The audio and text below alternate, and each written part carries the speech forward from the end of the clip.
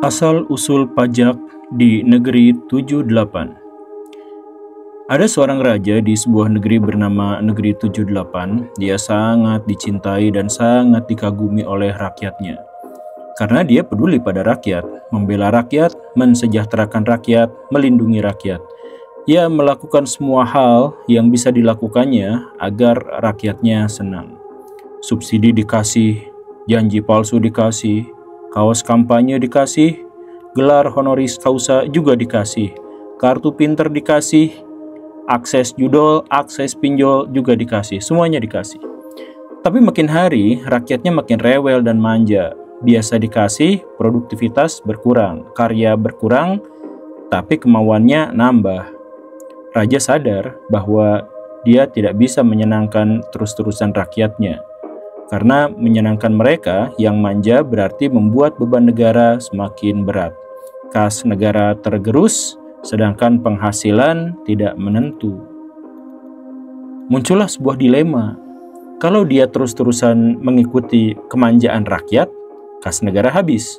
Tapi kalau nggak diturutin, rakyat tidak akan lagi menyanjungnya. Dan dia bisa stres kalau tidak disanjung. Maka apa boleh buat? Pergilah ia ke luar angkasa, ke planet Namek. Di sana ia ngemis minta uang pinjaman. "Pak, saya butuh pinjaman 8.000 triliun, kata Raja 78 kepada Raja planet Namek. Raja planet Namek manggut-manggut merasa tahu masalahnya, lalu langsung mengabulkan. "Oke, kami kasih kamu pinjaman dengan catatan 1. Pinjaman harus dalam bentuk mata uang kami, yaitu dulur. Dan karena itu harus dibayar juga dengan mata uang kami, yaitu dulur. 2. Selama utang belum lunas, maka kamu tidak boleh bikin industri yang menyaingi kami. Ketiga, sebaliknya, barang-barang industri kami harus lancar masuk ke kerajaan kamu." Merasa syarat itu mudah, si raja antusias. "Baiklah, semua syarat diterima. Sekarang saya minta 8.000 triliun. Deal, dikasihlah. Uang itu dipakai buat membangun jalan, bayar obat, subsidi, untuk makan siang anak sulungnya, dan lain sebagainya." Nah, pas mau bayar, bingung gimana cara bayarnya.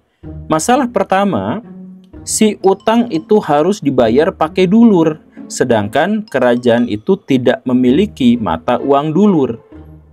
Jadi dia konsultasi sama staf kerajaan, gimana bayar utang pakai dulur sedangkan kita tidak pakai dulur. Staf itu mengatakan, kita bisa mendapatkan dulur dari sumbernya, yaitu melakukan ekspor pada kerajaan Namek. Kalau ada ekspor, ada transaksi, nanti kita akan dapat dulurnya. Disinilah masalah kedua mulai nampak. Ini kayak jebakan. Jadi planet Namek ngasih utang dalam bentuk dulur dan harus kembali dalam bentuk dulur. Satu-satunya cara mendapatkan dulur adalah dengan transaksi dengan planet Namek, yang tentu saja produsen dulur. Wah, baru ngeh si raja, ini jebakan Batman ternyata. Masalah ketiga segera disadari. Ketika mau ekspor barang ke planet Namek untuk mendapatkan dulur, ternyata tidak semua komoditas diterima. Mau jual mobil, mau jual motor, mau jual manufaktur, mau jual industri, hasil industri ternyata tidak boleh. Karena ada perjanjian tidak boleh bikin produk yang menyaingi produk planet Namek.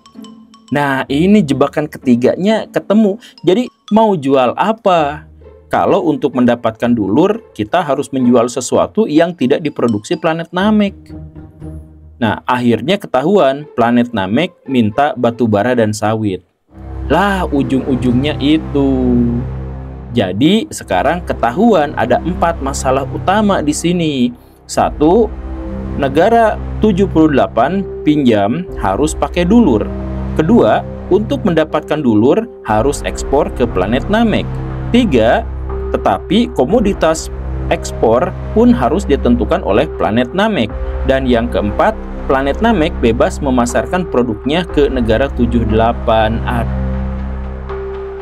Ditambah masalah kelima, Setelah hutan ditebang dan sungai diracuni demi batu bara dan sawit yang diminta oleh planet Namek, ternyata negara 78 dapat dulur tapi cuman sedikit, cuman 300. Uang 300 itu gak bisa pakai bayar utang yang 8.000. Jadi hanya cukup untuk bayar bunganya saja. Sedangkan pokoknya tidak akan terbayar selama-lamanya, itu abadi. Karena yang paling mungkin untuk mendapatkan dulur pun dengan jual sawit dan batu bara pun ternyata uangnya tidak cukup. Jadi utang 8.000 itu abadi. Syarat untuk tidak boleh bikin industri juga abadi. Syarat jadi pasar produk planet Namek juga abadi. Dan syarat harus bayar bunga setiap tahunnya, yaitu 300 triliun hasil dari transaksi itu juga abadi. Jadi penderitaannya pun juga abadi. Tapi si raja sadar, walaupun masalahnya abadi, karirnya tidak abadi. Sebagai raja, dia akan mengakhiri masa jabatannya. Jadi dia mundur teratur dengan makmur dan menyerahkan utang abadi kepada penggantinya. Penggantinya yang datang bingung. Rakyat kelaparan, minta ini, minta itu, protes ini, protes itu, minta dimanja sama subsidi, minta dimanja sama makan siang gratis. Itu sudah menjadi beban tanggungannya. Baru aja dia menjabat, sudah bingung, sudah kaget. Aduh, akhirnya dia panggil Menteri Keuangan. Menteri Keuangan, kita tidak punya cara lain, mainkan pajak. Itulah sekelumit kisah tentang asal-usul pajak di Kerajaan 78. Semoga menikmati kisah ini dan bergabunglah dengan komunitas kami, komunitas yang oposisi terhadap kejahatan. Terima kasih.